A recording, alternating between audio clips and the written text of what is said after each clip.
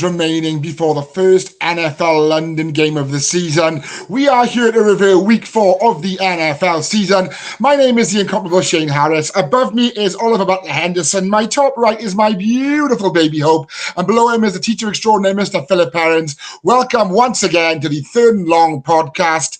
I'm going to start on the top tonight to see how everybody's doing. OBH, how's it going, Butt? You all right? Don't talk to me. Go away. Leave me alone. Sorry, I should have started with you last. Baby, how's tricks, bud? Yeah, had a very busy weekend up in Manchester. Ooh, up the Reds. Oh, no, actually, no. But, no, I wasn't watching any football. But I'm all good. And Laura is coming saying, hey all. So, hey Laura. Good evening. Mr. P, what's the crack? How's it going, bud? I'm feeling fantastic. Hendo, I'm sorry that you're feeling a little bit like, not in the mood. Was it because you might have put a little bit too much salt in your meals this weekend?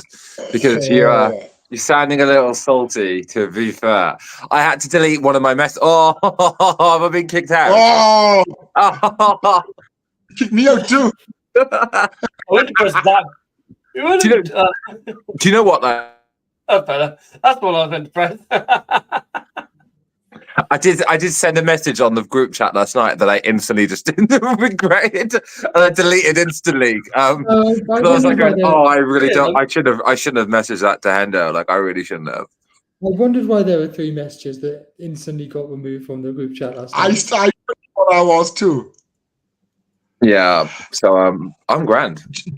Just in case anyone's wondering, I had a fantastic weekend with, Newport breaking their first league win in about 3 games. Ravens obviously stuffing the Bills, which we will get on to.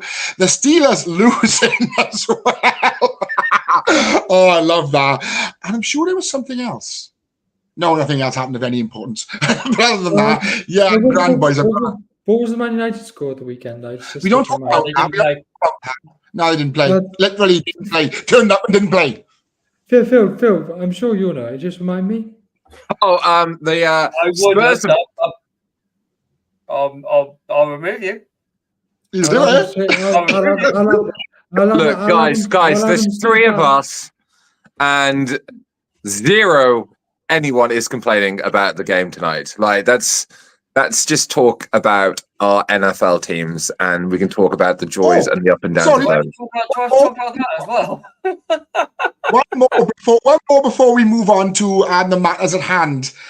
I've got to mention it because I shed a couple of tears earlier on, and I'm not afraid to say I'm a man who's in touch with his emotions, and that's fine. The boys on the pod know exactly where I'm going with this, but I'm gonna say it anyway. Our beloved teacher extraordinaire, Mr. P, was a little busy this afternoon in school. Do you want to enlighten our viewers and listeners with what you were up to there, my old buddy? So, happy National Podcast Day to everybody listening to us right now. And I thought during a little bit of downtime after school, because American football practice got cancelled because we've had an insane amount of rain and our fields got flooded, so we couldn't do anything after school. So I was playing around with some of our new creative technology that we had in some of our new programs, and I decided to maybe create and compose and produce just a little bit of a love letter to the pod. I do say, out of the 2, I prefer the first one. I prefer the first one. I don't know, see. Just for context, the first one has been more of a high octane punky type tune, in the mold of, say, early Green Day, Blink 182, that sort of thing. But then the second one that you sent in, literally, could have drawn blood from a stone. It could have brought a tear to a glass eye. It was quite emotional, and I was thinking it would be like the perfect song to play at the end of like a 4-hour documentary about our relationship and friendship over the course of 40 years. And as we're literally fading out to credits, and we're talking about how each of us died in various and creative ways. That song just played over our gravestones as it just cuts to different images of our lives together. how I fell asleep on your sofa on a Saturday afternoon for no reason. I've got that picture. That's Yeah. never going anywhere. I'll tell you what, you could tell who's the media creative person in this room, don't you? It's not me. Sorry, yeah, I mean, yes, of course. Are we going to play it? I can't get it to upload. Well, don't worry, we work on that. But as I said, they're very emotional. It brought a tear to my eyes, and it was fantastic. We have to play it now, considering that we have to play it now since we built it up. Go on then, try and play it. Hold on. Actually, hang on, I might going to do something. Can you play it off your phone into the speaker? That's what I was planning to do. Oh, okay. I'm going to try and find it where you put it now. So which one are we doing? Sorry, guys. We'll move on to the matter at hand momentarily.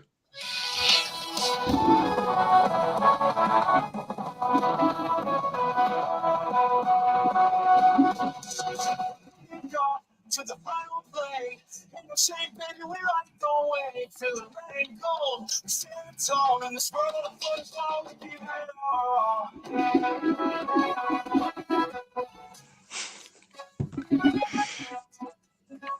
Should we upload it onto our YouTube channel?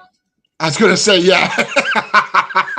If we can get some, I could put I've got the software, so I could do a video to it. Okay. Oh, John. I could try and get some kind of music video together, but I don't know how I'm going to do it. I'll have to try and work it out. But yeah, I'll try and put some kind of music video to that. And, shame there's not 4 of us on the Tottenham on Sunday. We could have done it then. But Oh no, I'm sorry. You want to be sorry? Thank you, my sister. well, there's 2 of them involved in that. Yeah. Yeah. And he wants a quiet life. So, Should we talk about some football? yes, please. Should we start with Thursday night football? And Shane's Yes. favourite team. No, Phil's favourite team either time. I'm going to say I have no issues with the Cowboys and the Giants.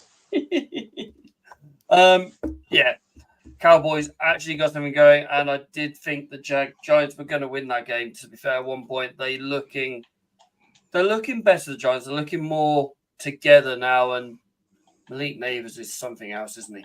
Oh my God, yeah. What have they got in him? 12 receptions, 115 yards. Wow. But the Cowboys again find another way to win. It's ridiculous, gentlemen. Okay, I mean, not being Don't funny. I'm going to say don't talk at once, which is rare on this show. Other than like the brief highlights, I actually haven't seen any of the game, so I know the results, and I can see that like Danny Dimes, had a pretty good game all in all, like 281 yards, but he threw an interception, and he was 29 for 40. So it wasn't like he had a horrible game. But then the Cowboys are, a better team, pound for pound. Yeah, exactly. So let's roll on to Sunday night football because there was. Oh, okay then. That's okay. Because nobody else watched the highlights for that game or had anything to say about that game, but that's fine. Don't worry about it. Don't worry about it. I mean, I was just going to echo things. Neighbours had a great game.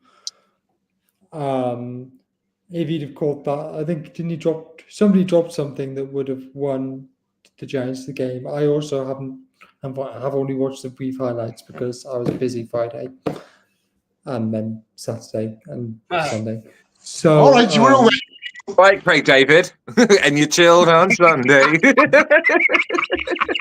Who's Craig David? What's that mean? I wasn't born then. I'm fully aware of who Craig Davis is. Craig David is.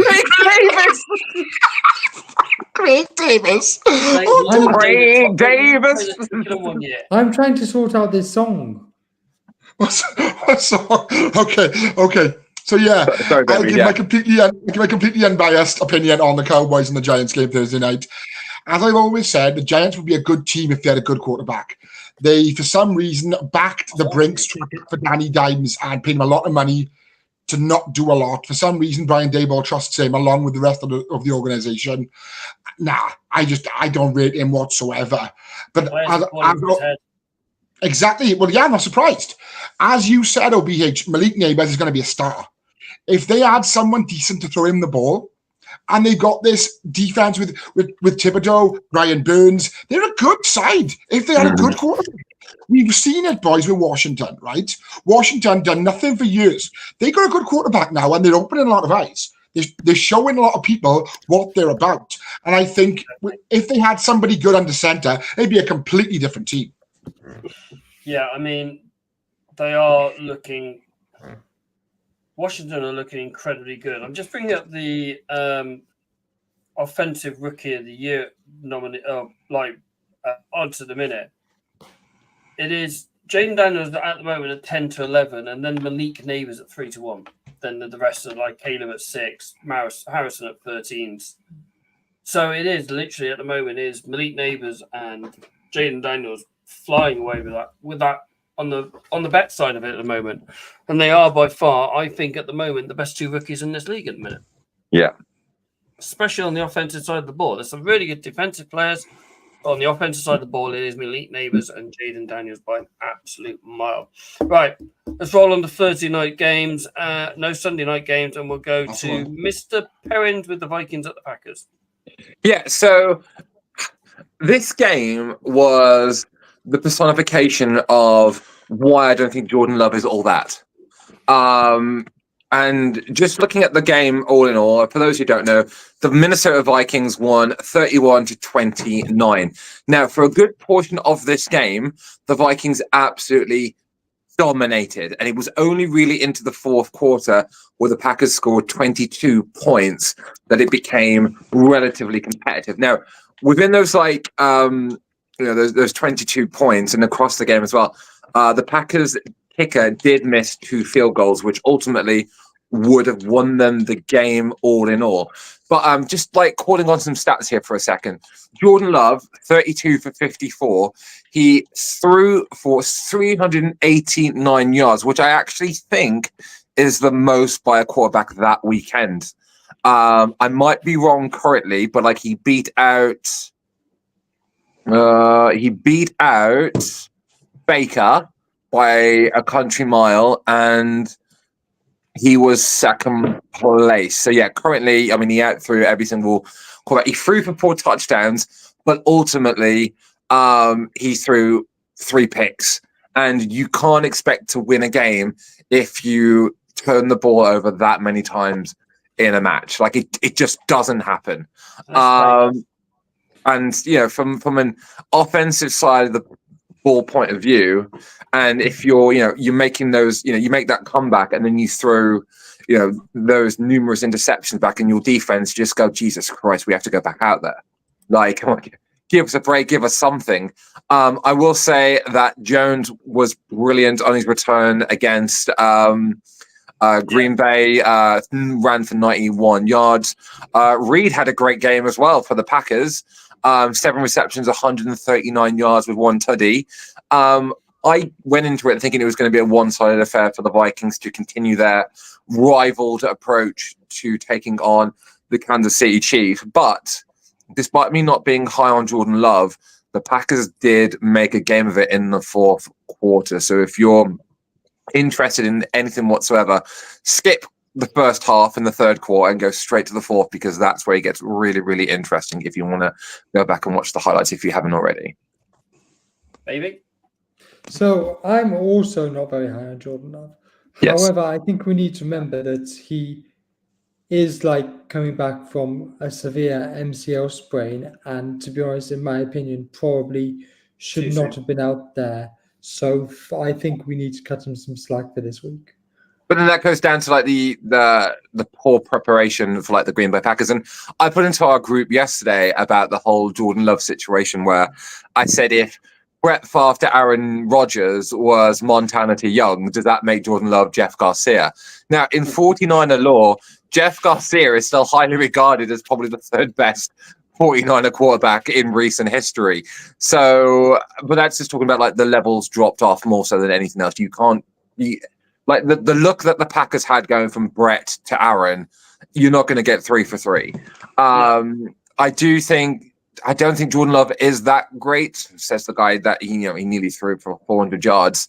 But the Packers don't have anything other than him. And coming into this game, they were winning. Like they had a winning record coming into this game, and now they're back to 500. But the Vikings just look so much different. Like they look so much good. Like Aaron Jones, was their highest rusher with 93 yards, but they beat Green Bay through their passing play. Like Yeah. JJ got 85, Allison got 72, even Jones got 46. Like they beat Green Bay in the air, which has always been the Minnesota way. Forget Adrian Peterson. The Vikings have always had elite level wide receivers going back to Chris Carter and Randy Moss. Like that is how they've traditionally always played. That is the Viking way through the air. Exactly. Mr. Harris. Right then, boys. It's a scary thought, but let me tell you something that which may be, something to think about going forward. The Vikings could be the number 1 seed in the NFC. Because if you think about it like this, right? They've got the, obviously, Jets on Sunday, which the third and long crew, well, three-fourths will be in the house at Spurs Stadium for that game. I'm absolutely buzzing, by the way. So I can see them beating the Jets. They got the Vikings. They got Lions after that.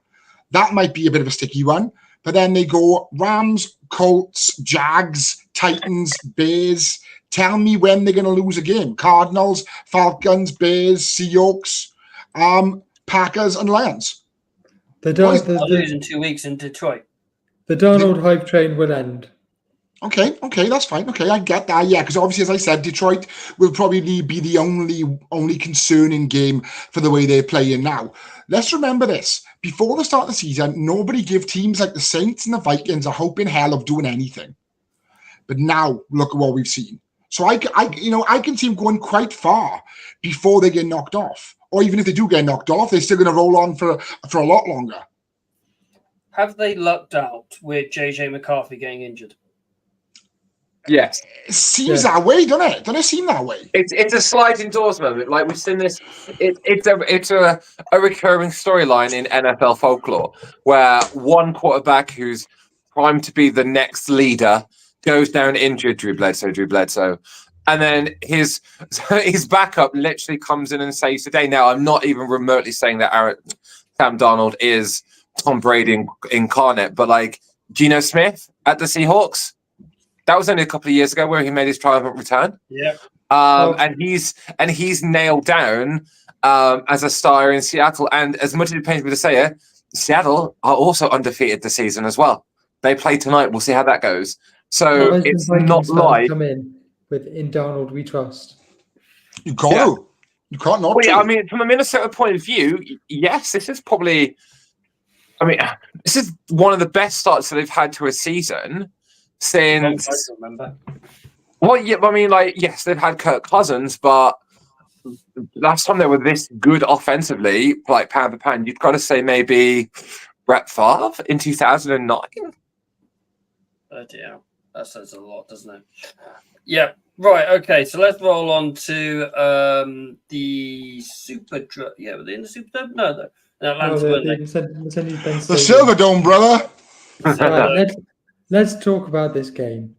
Saints So first off, I'm just going to tell you the quarterback ratings of the two quarterbacks. Oh. So Derek Carr had a QBR rating of 39.8. Oh, like QB1. And Kirk Cousins had a quarterback rating of 28.6. Oh my word! Yeah, they were good.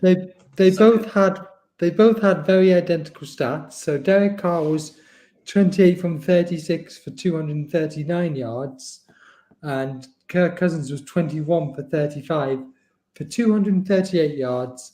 They both threw zero touchdowns, and they both threw for one interception. Both got sacked once. Yes, they both got sacked once. So, as you can see, it wasn't exactly the quarterbacks that decided this game. Yeah.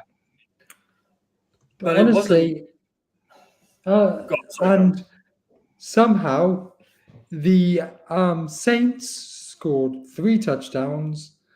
The Vikings scored 1 touchdown. Sorry, the Falcons scored 1 touchdown, yet won the game. Defensive touchdown, wasn't it? Which is brilliant. Yes, it was a defensive touchdown, which I believe is Shane's play of the week. Don't tell everyone we're not there yet. That's for saying that's for Thursday's show. Whereas Young Ho Koo hit 4 for 4 field goals, including a 58-yarder at the end to win the game. Can I add that was his record long? Yeah. That was his longest kick in the NFL. So just looking at the rushing stats, honestly, offensively, the Saints should have won this game. Alvin Kamara went 19 for 77 yards with a touchdown. Taysom Hill scored two rushing touchdowns. Whereas Atlanta only scored the one touchdown in the game. They had Algier, who went 8 for 60, and Bijan Robinson was really quiet with 70 from 28. So the Saints really threw this game away. Standard. Yeah. And Atlanta managed to win another game without looking pretty good offensively. Yeah, well, My phone's doing silly things. Phil, why do you look like you sat there like that character from Beetlejuice in the waiting room with a tiny head? Because I'm sitting back, like the beauty of like sitting downstairs instead of the office is that I can sit on a sofa, and when I'm not talking, I can just sit down. Like I could literally just lean back and just listen. So People it looks like I'm want not on my phone. to see your delicate features. Sit down, sat down, hugging wearing your grip socks. Yeah, I'm wearing grip socks. Sat down, hugging a cushion with his blanket on. Yeah. Yes. He's I'm done. 30 something, not 50. As I'd say, I'm sorry, how old are you? I'm 34, mate. So wind your neck in, young blood. A baby sorry, Shane. You know You're what's something the wrong. young blood, mate. You are the young blood of this. You are young blood. Right. So, True. what I was trying to say is the Saints should have won this game. I'm not quite sure how they didn't. The Falcons have somehow managed to get themselves to 2-2, despite not looking very good offensively this season, and Cousins needs to stop playing scared. Definitely. Mr. Harris, over to the Jaden Daniels show. Oh, what have the Commanders got in this guy? He played absolutely phenomenal yesterday. He's making Caleb Williams, who was the #1 pick and the consensus best player in this draft, he just overshadowing him. It's like night and day, and the fact that he's got a what's the word I'm looking for? Team that's not as good as what Caleb has in Chicago. He was amazing, Jaden Daniels, yesterday. 26 for 30 with 233 yards. He did throw a pick, but he also threw a touchdown to Scary Terry. I love Scary Terry. What a guy. And yeah, he also rushed for a touchdown himself. And in all honesty, I've done a quick little acca of the 4 evening games yesterday, and the Cardinals were the only team to let me down. Cheers, Kurt. But as I said, Washington played so well yesterday. They played really well. What else? Zacchaeus played. What did Zacchaeus do? 85 yards on 6 receptions. That's all right. Scary Terry, 7 receptions, 52 yards. He didn't light the world on fire. Yeah, Brian Robinson Jr. played really well. 21 carries, 101 yards as well, and a touchdown. I think and the Commanders are 3-1. Who said that at the beginning of the season? Who thought that would happen? Cardinals are doing Cardinal things. They are 1-3 as well. Kyler was 16 for 22, 142 yards, and he threw a touchdown. He threw a touchdown to someone who's actually coming out of their shell in recent weeks, Marvin Harrison Jr. Again, another one who everybody had massive hopes for. And yeah, he's slowly getting there, but he's not at the level of Malik Neighbors or, again, aforementioned Jaden Daniels. James Conner run one in as well.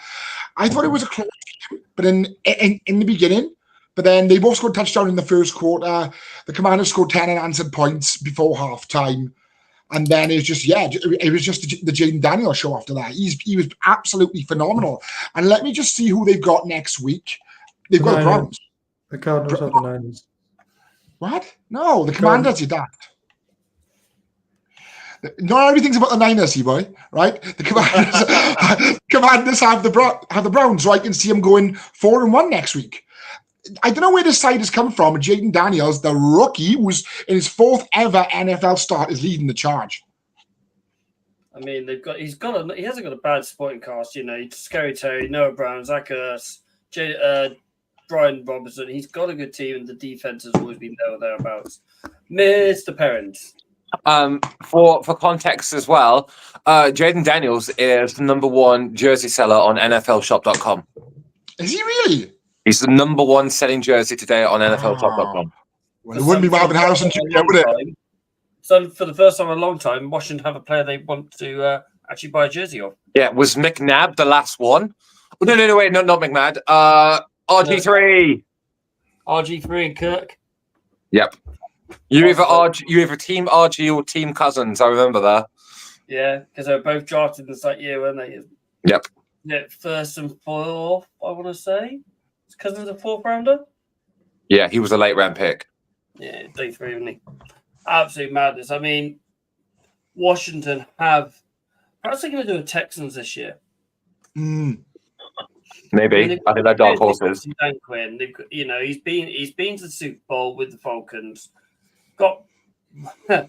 Oh yeah, he was the head coach when the Patriots beat them in the Super Bowl. So he's been to the Super Bowl with the Falcons. He's got 5 years experience plus as a DC in Washington, no, Dallas. Mm. He's got the experience. He had a good team there anyway. It just needed a couple of extra pieces putting in, and I think Jaden Daniels is that piece. He didn't even get hit yesterday. He didn't even get a quarterback hit. Ollie bring up a Patriots win because he knows we've got to move on to the Patriots in a minute. Ooh. That is the meat of the show. Everything else was just dressing.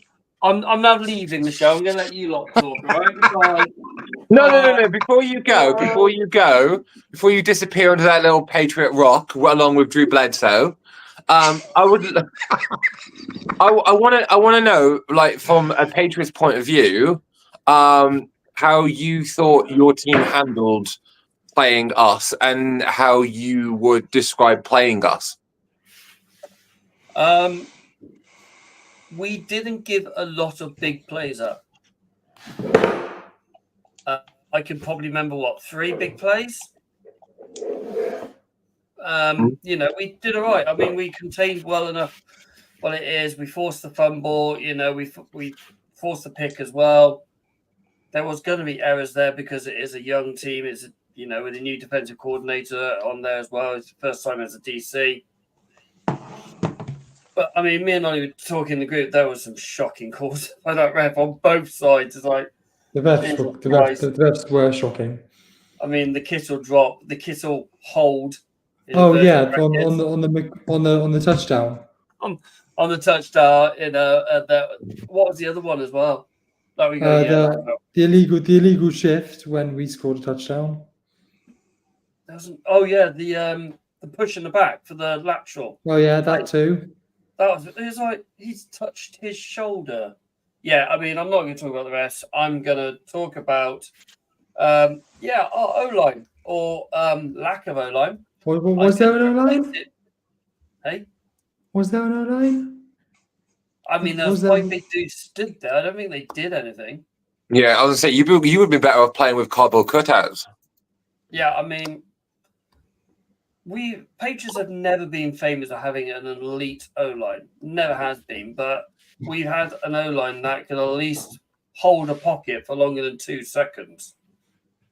I mean, even when they did hold the ball, hold it and keep it there for 2 seconds, Jacoby Brissett was going, there's no receiver. That's all right, I'll go back to my number 1 read. He would literally go through his reads and then go back to QB1. Or I remember. It's like... Yeah. I think you had a third... Yeah. I think you had a third down where it was probably the best protection he got all game. Third down, he had no receiver and he overthrew him. Yeah. And there was that one, and there was one where I can't remember who. I think it was Hunter Henry, and Hunter Henry ran like I think it was a 10 and go, so a 10 a little slant route in on a 10 and poke. It was either poke or popped over us. I can't remember. Literally ran the slant and was in space on the 10 down. But no, I'll go to Hunter Henry anyway. He's got 2 men around him. It's fine. It's like take the easier throws. Don't have to go for the help. As I speak, it's just on there now. It's a mess. It is a mess. I can understand why not playing Drake May, because that lad will get absolutely shot and it'll be another Sam Darnold situation or one of these quarterbacks that are meant to be the future of the franchise, and our O-line is nothing. Yes, we've got 4 starters out, 5 by the end of the game by the looks of it. Then you just coach the team up to as best as you can. do plays that aren't going to let, because you're allowing elite pass rushers like bloody Bosa to literally eat Jacoby up. I think he had 6 sacks yesterday, wasn't it? You lot. Yeah. It was ridiculous. I've never seen anything like it. And I lost count how many times. I didn't after the poke, they missed the 4th down. I turned on the red zone. I didn't watch the last 10 minutes of it. He got sacked 6 times, hit 25 times. His QBR rated 26.5 Jacoby Brissett. Awesome. Can we move on to the Niners now? Yes. Okay. So, I'm going to be honest. I thought it was a very, very sloppy performance. And I think if we were playing, sorry, Ollie, a good team, we'd have lost. None taken. So, Purdy's interception was an awful throw. It was a rookie throw. Isaac Rendo with the muff punt, just such an unneeded error. Purdy fumbled the ball twice, but luckily somehow we retained it both times. Oh, yeah, didn't he? Well, Purdy / Mason. And to be honest, I don't think we played that well. I mean, let me look. Purdy was 15 for 27, 288 yards, 1 touchdown, 1 interception. Jordan Mason, he played well, 24 carries for 123 yards and a touchdown. He's now the leading rusher in the NFL, in case you're wondering. For now. Jennings continued his breakout season with being the top receiving in the game with 3 receptions for 88 yards. Debo was 3 for 58. Ayuk still only caught 2 of his 5 targets. But, I mean, it's the defense. I'm just going to be asking some of the defensive stats. Kevin Givens, 3 total tackles, 2 solo tackles, 2.5 sacks. Bosa finally got his sack at the end, and it was a strip sack. It was a good defensive performance, but I think the offense definitely has some things that he could clear up. I don't know what you think, Phil, but that's my opinion. So what I'm thinking is not too dissimilar. I actually thought Purdy had a really, really good game. Yes, he threw his interception, and there was a couple of miscommunications where the ball fumbled. But on that one drive where we essentially had three plays, and it was almost 3 touchdowns that kept getting brought back for flags. And I thought what Purdy's becoming into is a very good pocket presence player. There's been no talk this season, and I don't know if it's because the 49ers are not blowing teams away at the moment, that people aren't saying he's a system quarterback anymore. I think he's broken out of that mold because he's doing a lot of plays now, a lot of things that a lot of veteran quarterbacks are doing naturally. So I thought he had a really, really good game. Our special teams is a joke. Our special teams has nearly cost us multiple high-profile games in the past 3 years. And I think it's something that Kyle either doesn't take seriously or doesn't want to get involved in. And that was just another long list because it was needless. If we didn't mess up that punt return, the Patriots probably don't score a touchdown, do they? We would have just restricted them to 3 field goals. If that. What I will say, what the Patriots really, really did well, and it was just very frustrating from a 49er point of view, is I think it was our first 2 drives were field goals, where we marched the ball down the field, but we just couldn't punch it. And I just thought that they did that really, really well. The Patriots really were frustrating in that respect. Yeah, I think that's missing the CMC, the guy that can just punch it in. And I think I'm just going to say this out loud. Firstly, directed to Baby, and then I'd like you two to pipe your opinions in as well. Do you think that the 49ers offense is not blowing on all cylinders because we don't have Christian? because I found out like last year when he was on the pitch, he almost elevated everyone else because it's almost like taking pressure off the back of Ayuk, Debo, Kittle, Juice, Jawan, because he was because he had his MVP season. Whilst this year they're having to carry a lot of the load, and I think some of them are not in form or can't do it. Do you think that's the case, baby? I think it's a mix of not having CMC and Ayuk missing the whole of training camp. Yeah, I mean he's not even Brock's like number one target. Like he's probably fourth. Yeah, boys, but- what do you think? Do you think that is possibly the reason why the 49ers aren't on all cylinders because we don't have Christian McCaffrey doing like all the, his all of MVPing status behind the line? Go on, Ollie. I'll go after you. Go on. Right.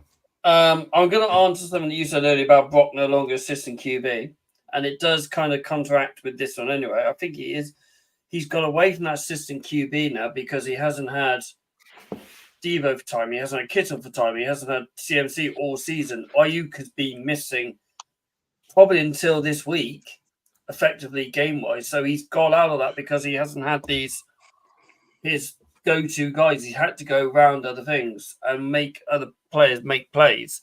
So I think that's why. And there's probably a reason why you're not firing all cylinders because you've had disruption during the offseason. You've got your superstar running back is been missing for parts of this season.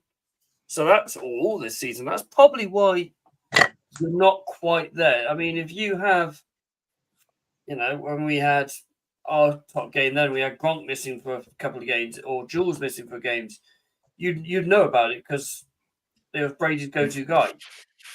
The guys were missing. So it happens. I mean, if they lose Lamar, their running back's gone, so it's fine. Oh, all right. Don't worry. We move on to our superstar running back fairly shortly. But I will just address the Niners question momentarily. We all know how good CMC is, but then if you remember his last season in Carolina, he was injured a lot. He's been fairly fortunate with not being injured in his. Is it 2 years with the Niners now? Is it his second year or third year? It's his third year. Third year, okay. Yeah, he's been fairly fortunate to be basically, as I've always said, the Niners are like Real Madrid. They've got class in every position. It's very much the Galacticos of the NFL. But as Phil said, for some reason, they're not firing on all cylinders at the minute. I mean, Jawan Jennings is sort of putting his weight in place of Debo, who hadn't done a lot. Ayuk, who's been okay-ish. Kittle was out for a game or two, but he scored again yesterday. I rate George Kittle highly, and we all know why. And I don't know. I mean, Jordan Mason's doing well enough for himself, to step into the CMC role. There's a lot of pressure on him to sort of replicate CMC's numbers. But I don't know. There's something in that Niners, something in the water in San Francisco at the moment, something in the Kool-Aid. I don't know. There's something not right. I think it's because there's a lot of disruptions in the offseason. I do generally think of that one. Before we go to Sunday Night Football, I want to talk about KC. Oh my God. They got away with one. I mean, what I saw when we had Red Zone, I had Red Zone on the background, obviously because I had Patriots on the TV and Red Zone on the other screen. Mahomes in the first half looked, I have no idea. He looked like Jacoby Brissett. He didn't look himself at all. And then as Mahomes and Andy Reid does and the Chiefs, they found a way to win. They're 10-0 down at the end of the first quarter through a mistake. They've lost Rashee Rice out for the season now with an ACL, trying to stop a touchdown that Mahomes threw a pick from. And don't forget, it was Mahomes that actually hit his knee. I know, trying to stop the player. Kareem Hunt has made his return to Kansas 5 years after he left. 2019 he left.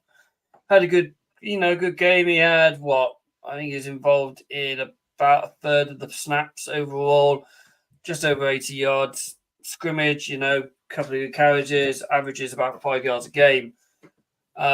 So he's going to take that relief, even when they get Pacheco back, having that 1-2 punch of two fairly good running backs, elite and one who's been there, done that, got the t-shirt and all that. I think he's got the super. Has he got the super wing? I think he might do. I can't remember off the top of my head. The one lad I do want to talk about though is Lad McConkey. This lad looks class. He really does look class. 7 targets, 67 yards, and a touchdown. He's just showing something that, Patriots should have taken in the second round. But, yeah. It was a good game. Xavier Worthy. They're now drumming up these plays that they lost with Tariq Hill in Kansas. And his 54-yard touchdown, he literally blitzed past the cornerback. It was ridiculous. If you were a cornerback, how would you play against Worthy, Phil?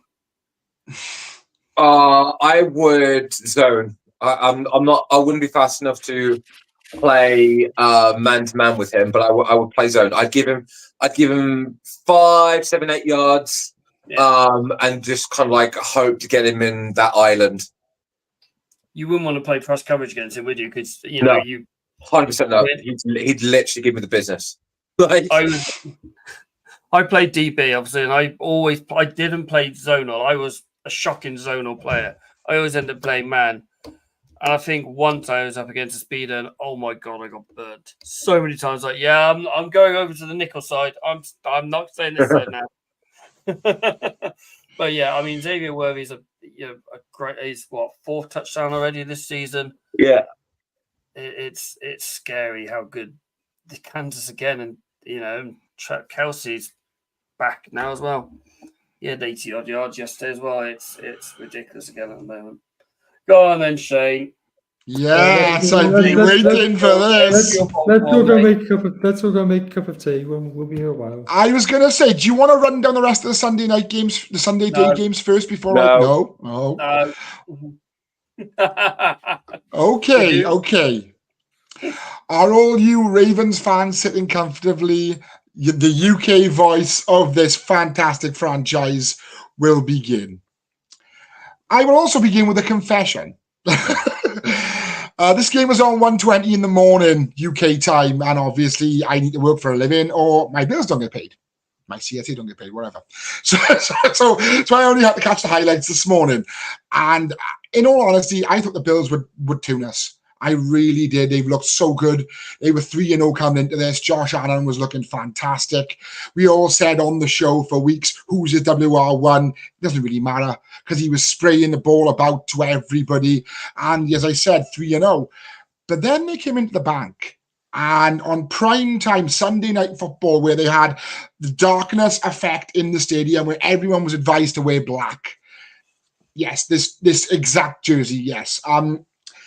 And yeah, it was just phenomenal. Derrick Henry, all hail the king, 87-yard touchdown run.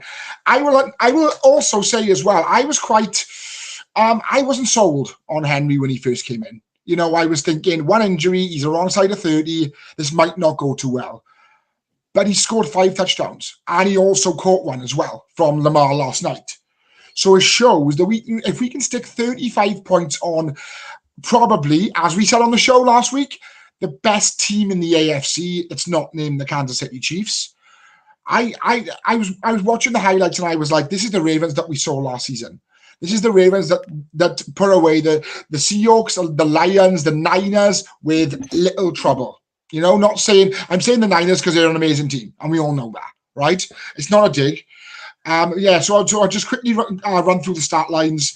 Josh Allen, 16-29, 180 yards, no touchdowns, no picks. They even had kissing titties out on the field for a drive as well. He was 1 for 2. James Cook, very quiet last night. 9 rushes for 39 yards. Didn't do a lot. I think Johnson was in the backfield. They got a rushing touchdown in the red zone. Anybody of note that done anything with their receivers? Keon Coleman, a few receptions, 51 yards. Dalton Kincaid, 5 receptions, 47. Other than that, Dawson Knox, one reception for no yards.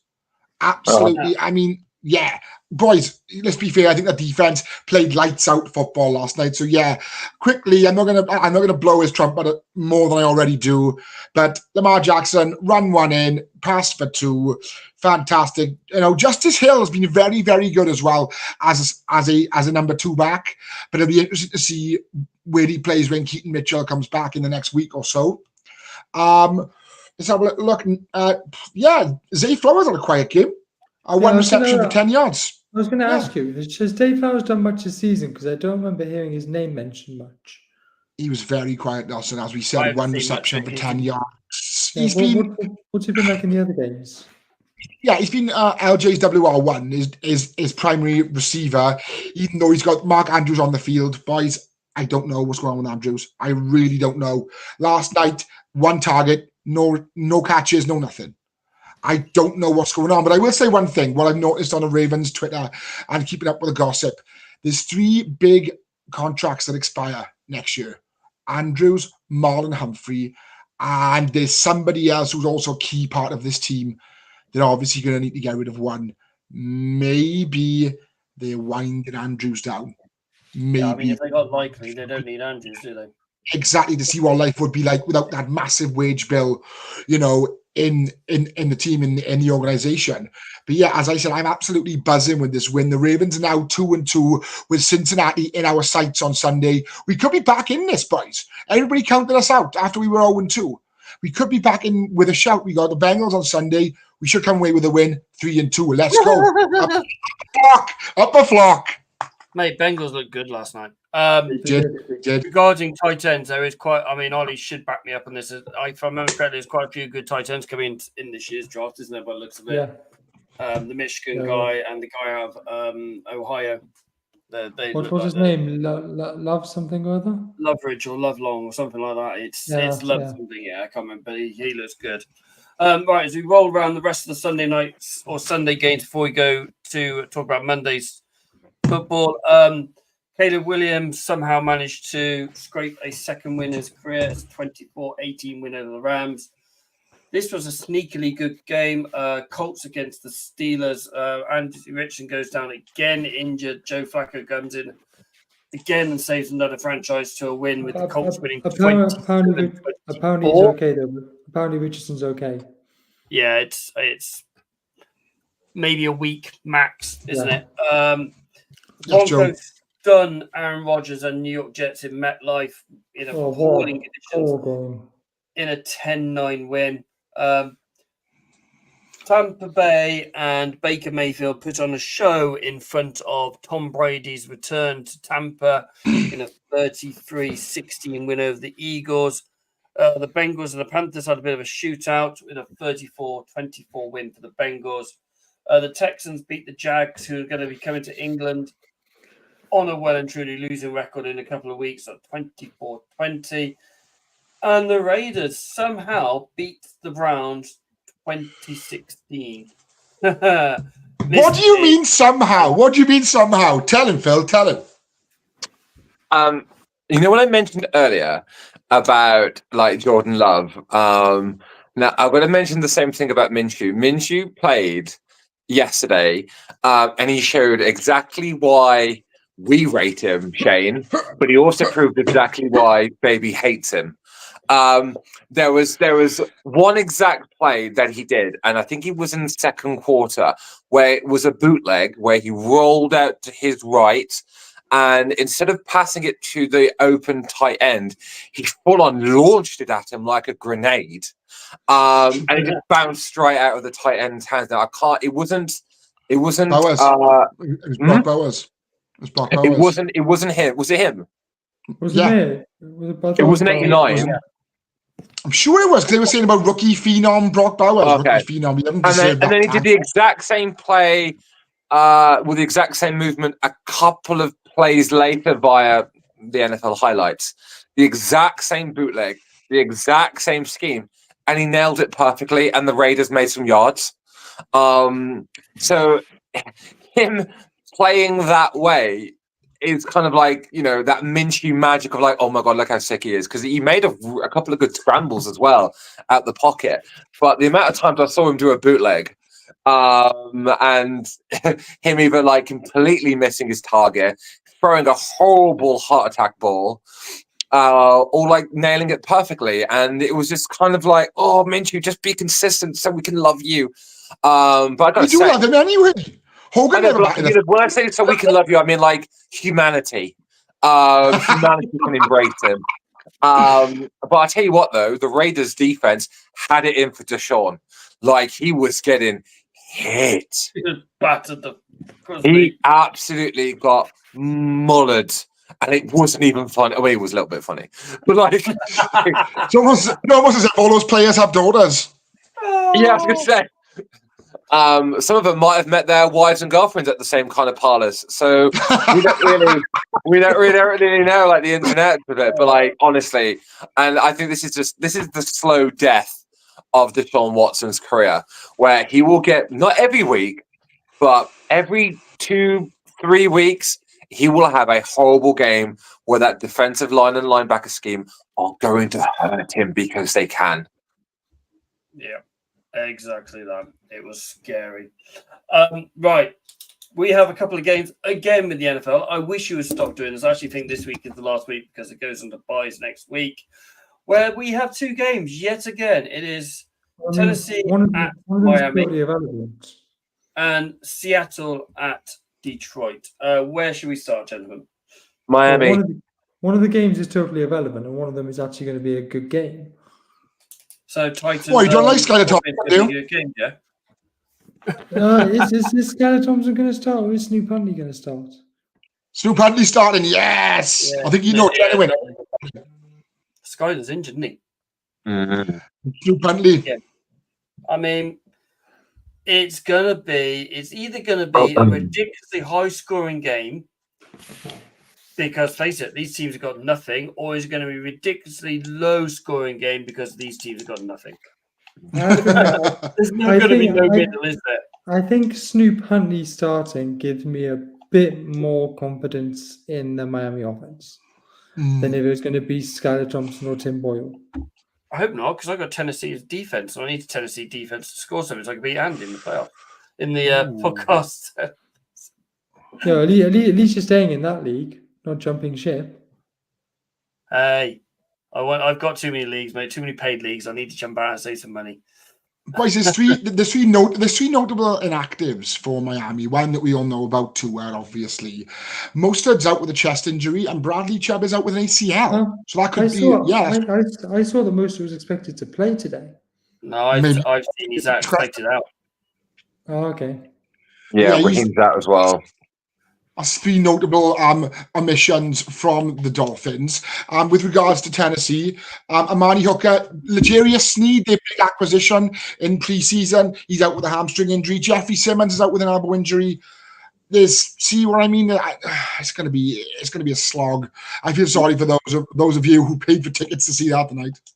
Yeah, you Dolphins fans. I know. At one point it was like $30 for a ticket. Yeah. Now, the key to this is who do you say is playing under center? Did you say Huntley?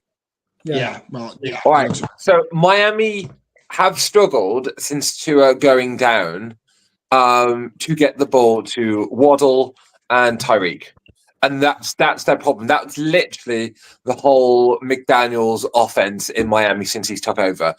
Get the ball to them. Get the ball to our fast players who are going to run. Basically, they're going to run the bomb. That's for the Raiders fans out there. The bomb was basically you throw the ball as far as you can and hope that your wide receivers are quick enough to get there. And that has worked well up until this year, more or less in Miami.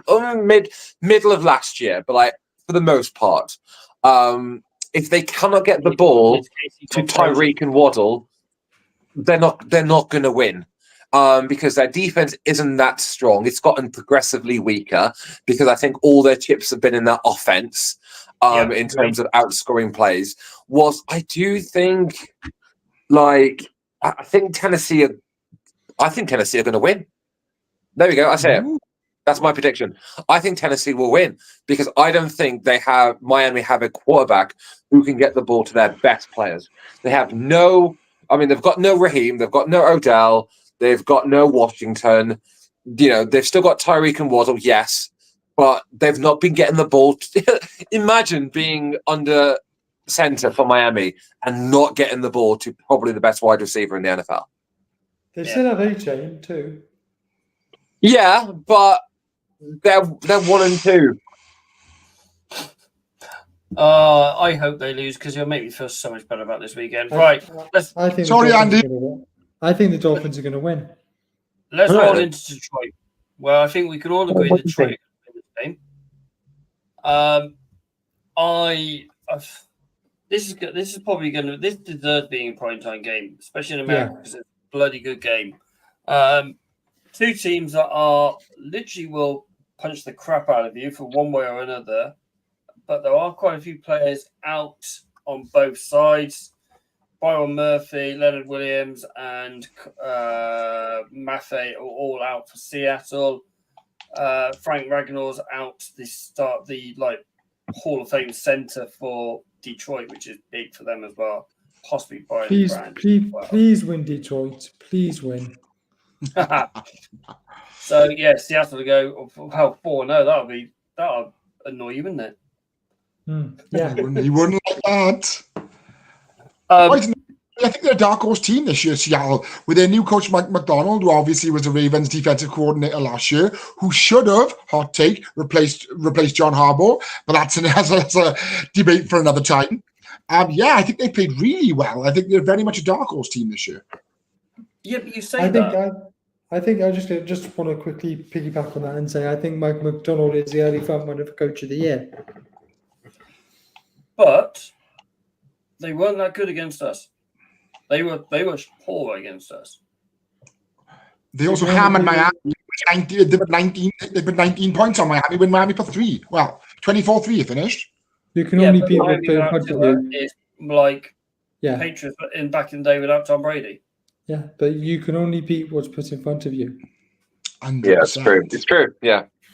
And they were poor against us. They were really poor against us. We gave up a stupid touchdown to DK. Metcalf.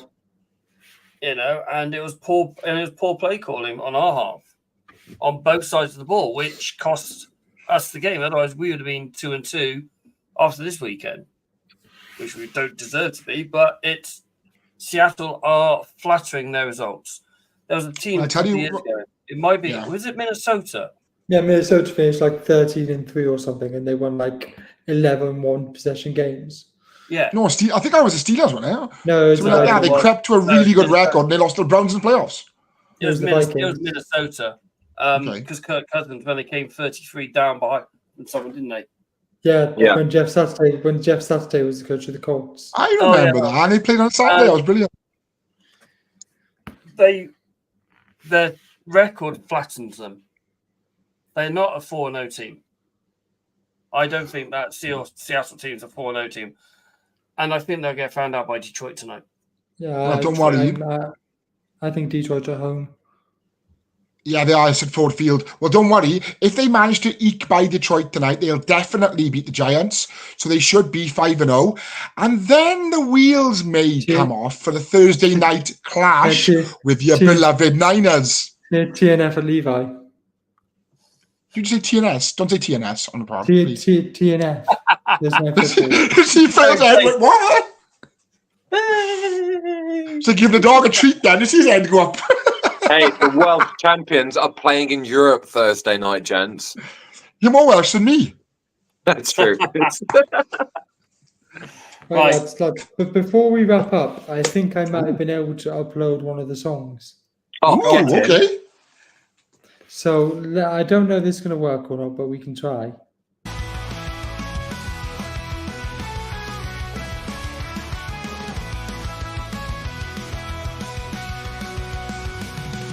the kickoff to the final play, ain't no shame, baby, we light the way. Feel it red and gold, we stand tall in this world of football, we give it all.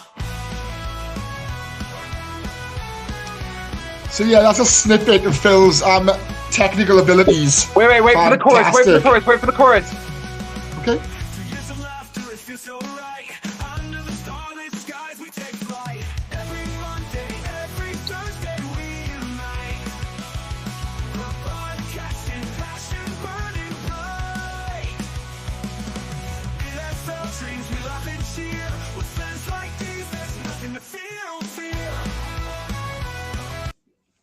Oh my god, goosebumps, literal goosebumps. I got him. I'll Spotify so I can put it on my playlist, please. Yes, yes. Try and upload. Yeah, upload it to Spotify. Can you upload it onto Spotify, parents? Yeah, because I don't have a Spotify account. If you guys want to, you can. If Don't you put it you? on, All the money you got on with Spotify. Duh. because I get all my music elsewhere. Well, Oh, right. Right. Well, Why- was I going to say that live on air? Was I? Right, ladies and gentlemen. Monday night is over and done with. Again, thank God that weekend's over and done with. We roll on to next weekend, and at least I don't have to watch it because I'll be driving back from London next week. But saying that, this time next week we'll be talking about the first London game in the UK. London game in the UK. The first London game of the season. That's what I was meant to say. London calling. In the clash. Mate, that's our on constant name for the first week of the London games. Yeah. So, as always, you'll be able to listen to this podcast Tuesday mornings via your podcast services, whether it's Google, Spotify, Amazon, or wherever Phil gets his music from. Yeah. Until then, ladies and gentlemen, we'll be back Thursday night, 8:30, live on your screens. Until then, good night and stay safe.